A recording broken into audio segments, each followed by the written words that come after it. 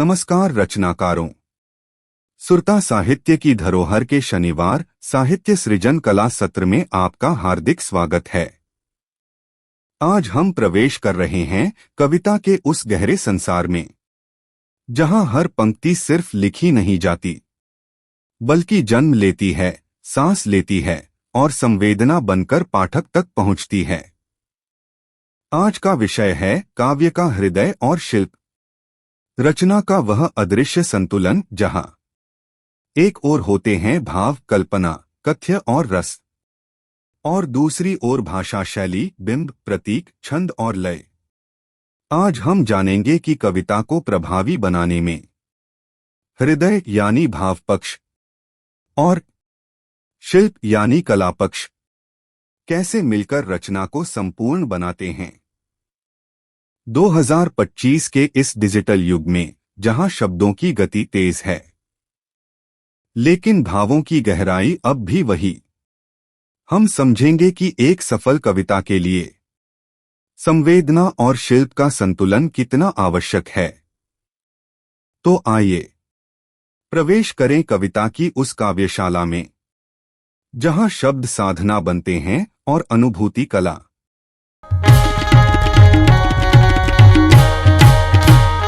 सपनों की राख में कुछ चिंगारियां अभी बाकी हैं। जब हम ऐसी कोई लाइन पढ़ते हैं तो ऐसा क्यों लगता है कि किसी ने सीधे दिल पर हाथ रख दिया हो। ये सिर्फ शब्द नहीं है, ये कुछ और है। ये जादू कैसे होता है? एक कविता को कविता क्या बनाता है? ये सवाल हर उस इंसान के मन में आता है जो कभी किसी कविता से जुड़ा हो। ये एक तरह का तिलिस्म है, शब्दों का तिलिस्म। बिल्कुल। और आज हम इसी तिलिस्म को खोलने की कोशिश करेंगे। हमारे पास है रमेश चौहान की किताब कविता रचना की कला, और इसके जरिए हम कविता के दो सबसे जरूरी हिस्सों की गहराई में उतरेंगे।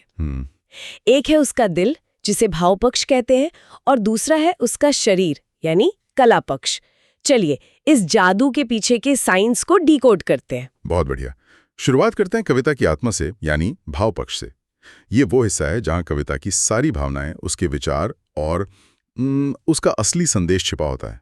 इसे हम 4 हिस्सों में बांटकर समझ सकते हैं: कथ्य, रस, विचार दृष्टि और कल्पना। ठीक है, तो सबसे पहले कथ्य। अगर मैं गलत नहीं हूं तो इसका सीधा सा मतलब है कि कविता किस बारे में है। What's the point? आपने बिल्कुल सही पकड़ा। कथ्य कविता का केंद्रीय विचार या उसका विषय है। बिना कथ्य के कविता बस सुंदर शब्दों का ढेर बनकर रह सकती है, दिशाहीन। जैसे सदियों पहले तुलसीदास ने लिखा, छूटी मोह माया जबहि रघुबर चरण गहे। यहां कथ्य साफ है, ईश्वर की भक्ति से ही मोह माया से मुक्ति मिलती है।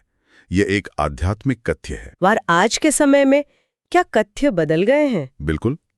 कथ्य हमेशा अपने समय का आईना होता है। किताब में एक आधुनिक उदाहरण है, भूख से बिलखते बच्चे छत के नीचे मार होती है। यहां कथ्य सामाजिक असमानता और गरीबी का वो दर्द है जो हमें झकझोर देता है। सही। और जैसा कि किताब बताती है, 2025 के दौर में कवि पर्यावरण संकट, मानसिक स्वास्थ्य, डिजिटल दुनिया की तन्हाई जैसे कथ्यों पर लिख रहे हैं।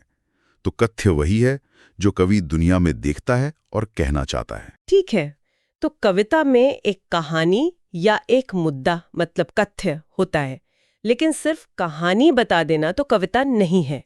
वो हम पर असर कैसे डालती है, वो हमें कुछ महसूस कैसे कराती है? बहुत अच्छा सवाल। और यहीं रस की भूमिका आती है। भारतीय काव्यशास्त्र में रस को कविता का प्राण, उसकी जान माना गया है। ये सिर्फ एक भावना नहीं है, बल्कि वो भावनात्मक अनुभव है जो शब्दों के जरिए हमारे अंदर एक स्थायी असर छोड़ जाता है। ये वो फ्लेवर है जो कविता पढ़ने के बाद भी जुबान पर रह जाता है। फ्लेवर, मुझे ये शब्द बहुत पसंद आया। तो जैसे खाने में अलग अलग स्वाद होते हैं, वैसे ही कविता में अलग अलग रस होते हैं। एकदम। 9 प्रमुख रस हैं, पर कुछ उदाहरणों से बात साफ हो जाएगी। जैसे प्रेम और सौंदर्य का श्रृंगार रस। कालिदास की मेघदूत इसका शिखर है। जो वो लिखते हैं कि कैसे एक प्रेमी बादलों के जरिए अपनी प्रेमिका को संदेश भेज रहा है, तो वो प्रेम का भाव हमारे मन में भी जाग जाता है। और कोई ऐसा रस जो आज भी बहुत प्रासंगिक हो? जरूर। वीर रस को देखिए, साहस और उत्साह का भाव। हरिवंश राय बच्चन की कविता अग्निपथ याद है? तू न थकेगा कभी, तू न थमेगा कभी, तू न मुड़ेगा कभी, कर शपथ कर शपथ, अग्निपथ, अग्निपथ, अग्निपथ। वाह। ये पंक्तियां पढ़कर या सुनकर अंदर से एक ऊर्जा महसूस होती है, मुश्किलों से लड़ने का जज्बा पैदा होता है। यही वीर रस की ताकत है। इसी तरह दुख और करुणा के लिए करुण रस है। तो कथ्य और रस मिलकर कविता के दिल की धड़कन तय करते हैं। समझ गई। तो कविता का एक विषय है यानी कथ्य और एक एहसास है यानी रस। लेकिन क्या हर कवि एक ही विषय को एक ही तरह से महसूस करता है? जैसे दो कवि बारिश पर कविता लिखें तो क्या वो एक जैसी होगी? शायद नहीं। कभी नहीं। और यही भाव पक्ष का तीसरा तत्व काम आता है, विचार दृष्टि। ये कवि का अपना नजरिया है, दुनिया को देखने का उसका चश्मा। ये कविता को सिर्फ दिल से नहीं बल्कि दिमाग से भी जोड़ता है। जैसे महादेवी वर्मा जब लिखती हैं, मैं नीर भरी दुख की बदली, तो इसमें हमें उनकी आध्यात्मिक पीड़ा और स्त्री होने का अनुभव दोनों की झलक मिलती है। और दूसरी तरफ सुभद्रा कुमारी चौहान की वो मशहूर कविता है, खूब लड़ी मर्दानी वो तो झांसी वाली रानी थी। बिल्कुल। यहाँ विषय तो वीरता है, लेकिन विचार दृष्टि राष्ट्र प्रेम और नारी शक्ति की है। एक ही भाव को अलग अलग विचार दृष्टि से देखने पर कविता पूरी तरह बदल जाती है। ये कवि का सिग्नेचर है, उसकी अपनी आवाज। कथ्य, रस, विचार दृष्टि। और चौथा, ये वो हिस्सा है जो मुझे सबसे जादुई लगता है, कल्पना, कवि की उड़ान। हाँ, कल्पना वो शक्ति है जो असंभव को संभव बना देती है। वह बेजान चीजों में जान डाल देती है। निराला की एक अद्भुत पंक्ति है, मेघमय आसमान से उतर रही वह संध्या सुंदरी परी सी धीरे धीरे। अब सोचिए, शाम कोई इंसान नहीं है, वो एक अमूर्त समय है, लेकिन कवि की कल्पना ने उसे एक सुंदर परी बना दिया जो धीरे धीरे आसमान से उतर रही है। हमारी आंखों के सामने एक खूबसूरत तस्वीर बन जाती है। वाह। तो ये चारों चीजें, क्या कहना है, क्या महसूस कराना है, किस नजरिए से कहना है और उसे कैसे अनोखा बनाना है, ये सब मिलकर कविता की आत्मा, उसका भाव पक्ष बनाते हैं। एकदम सही। ये कविता का क्यों और क्या है? ठीक है, तो हमने आत्मा को तो समझ लिया, लेकिन आत्मा को व्यक्त होने के लिए एक शरीर की जरूरत होती है, एक आवाज, एक रूप। यहीं पर कला पक्ष की बात आती होगी, यानी बात को कहने का तरीका, उसका शिल्प। बिल्कुल। अगर भाव पक्ष कविता का व्हाट है तो कला पक्ष उसका हाउ है। बात को कितने सलीके से, कितने असरदार ढंग से कहा गया है, इसमें बहुत कुछ आता है।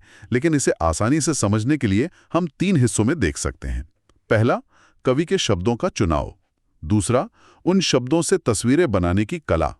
और तीसरा, कविता का अपना संगीत। चलिए पहले हिस्से से शुरू करते हैं, शब्दों का चुनाव। मतलब आसान शब्द या मुश्किल शब्द? दोनों हो सकते हैं। ये कवि की शैली पर निर्भर करता है।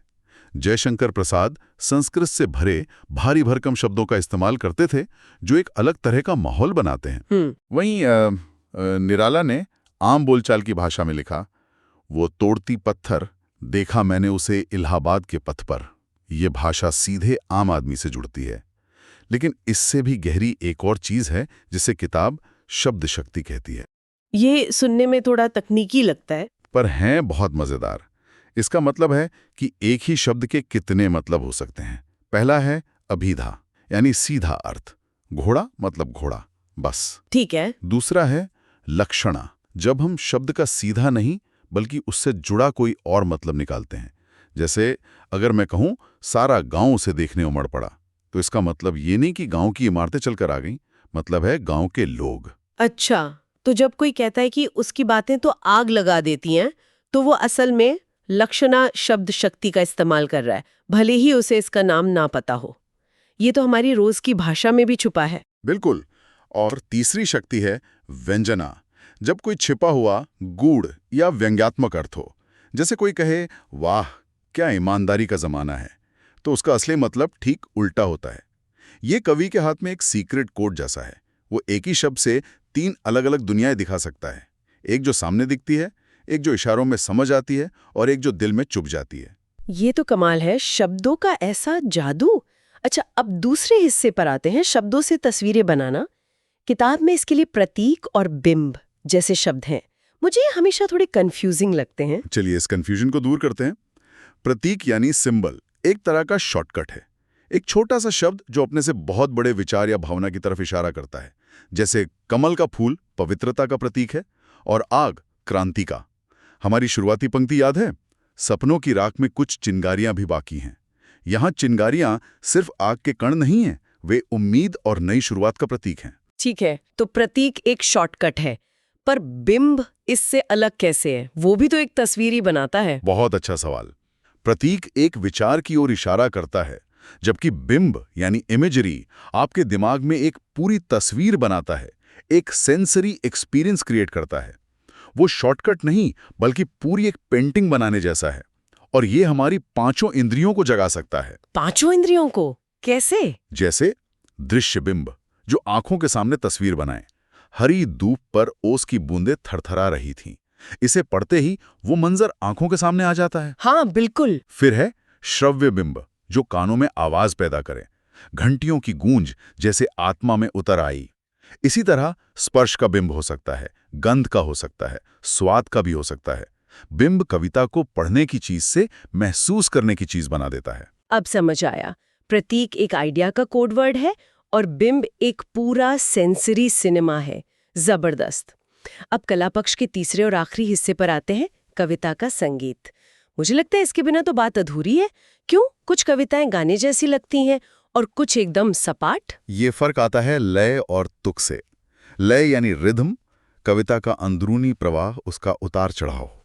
और तुक यानी राइम, पंक्तियों के अंत में एक जैसी आवाजों का मेल, जैसे आते और जाते। किताब में उत्तम तुक का एक मजेदार उदाहरण है खजूर और दूर। यहाँ सिर्फ रा ही नहीं, बल्कि उससे पहले का ऊ का स्वर भी मिल रहा है। ये सुनने में बहुत संगीतमय लगता है। लेकिन आजकल तो ज्यादातर कविताएं बिना तुक के होती हैं, उन्हें मुक्त छंद कहते हैं। तो क्या उनमें संगीत नहीं होता? क्या ये सारे नियम कानून, तुक, छंद कविता की आजादी को खत्म नहीं कर देते? ये एक बहुत पुरानी बहस है और इसका जवाब है नहीं। मुक्त छंद का मतलब अराजकता नहीं है। उसमें बाहरी तुकबंदी भले ना हो, लेकिन शब्दों के चुनाव और उनके क्रम से एक आंतरिक लय, एक भीतरी संगीत जरूर होता है। शिल्प का रूप बदल गया है, पर शिल्प खत्म नहीं हुआ है। तो अगर हम कला पक्ष को समेटे तो कवि सही शब्द चुनता है, उन शब्दों से हमारे दिमाग में तस्वीरें बनाता है और फिर उन सबको एक संगीत में पिरो देता है। वाह! बिल्कुल। भाव और कला, आत्मा और शरीर, जब दोनों का संतुलन सही होता है, तभी एक महान कविता जन्म लेती है। तो क्या कविता को देखने का ये नजरिया हमेशा से ऐसा ही था? क्या कालिदास भी भाव पक्ष और कला पक्ष के बारे में ऐसे ही सोचते होंगे? सोचने का तरीका बदला है। प्राचीन भारतीय काव्य में नियमों पर, यानी कला पक्ष पर बहुत ज्यादा जोर था। रस, छंद, अलंकार, इनके नियमों का पालन करना ही श्रेष्ठ कवि की निशानी थी। कविता एक अनुशासित कला थी। अच्छा। जबकि आधुनिक कविता में भाव केंद्र में आ गया है। आज का कवि इस बात की ज्यादा परवाह करता है कि उसका कथ्य और उसकी विचार दृष्टि लोगों तक पहुंचे, भले ही उसे इसके लिए नियमों को तोड़ना पड़े। तो क्या इसका मतलब ये है कि आज शिल्प का, क्राफ्ट का महत्व कम हो गया है? मैं कहूंगा कि महत्व कम नहीं हुआ, बल्कि उसका रूप बदल गया है। और इसका सबसे खूबसूरत उदाहरण है आज की गजल। गजल का शिल्प बहुत पारंपरिक और सख्त है। उसमें रदीफ, काफिया का नियम निभाना पड़ता है। लेकिन आज के शायर उसी पुराने शिल्प का इस्तेमाल करके जलवायु परिवर्तन से लेकर मानसिक स्वास्थ्य तक हर आधुनिक मुद्दे पर बात कर रहे हैं। ये परंपरा और आधुनिकता का अद्भुत संगम है। तो कुल मिलाकर हमने ये समझा कि एक सफल कविता सिर्फ एक महान विचार नहीं है, बल्कि उस विचार को खूबसूरती से पेश करने की कला भी है। आत्मा और शरीर दोनों का स्वस्थ और सुंदर होना जरूरी है। और 2025 के इस डिजिटल युग में ये संतुलन शायद और भी ज्यादा जरूरी हो गया है।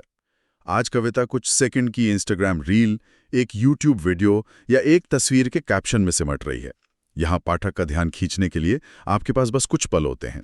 ऐसे में एक अच्छी कविता वही है जो कम से कम शब्दों में एक मजबूत भाव दे, मन में एक यादगार तस्वीर बनाए और एक गहरा विचार छोड़ जाए। ये एक बहुत ही जरूरी बात है। और इसी के साथ हम अपने श्रोताओं के लिए एक सवाल छोड़ जाते हैं। जब कविता का कैनवस एक छोटी सी मोबाइल स्क्रीन बन जाता है और उसका जीवन काल कुछ सेकंड्स का होता है, तो क्या भाव पक्ष और कला पक्ष का ये सदियों पुराना संतुलन बदल रहा है? क्या ध्यान खींचने की इस होड़ में शिल्प की गहराई कहीं खो रही है, या फिर हम एक बिल्कुल नए तरह के डिजिटल शिल्प को जन्म लेते हुए देख रहे हैं?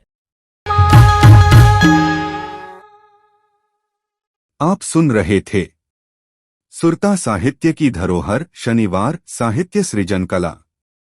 और आज का विषय था काव्य का हृदय और शिल्प। हमने जाना कि किसी भी कविता की शक्ति सिर्फ शब्दों में नहीं, बल्कि उसके पीछे धड़कते भाव और उन्हें संवारते शिल्प में होती है। भाव से कविता जीवित होती है, शिल्प से सुंदर, और जब दोनों का समन्वय होता है तभी जन्म लेती है वह रचना जो पाठक के मन में घर कर जाती है।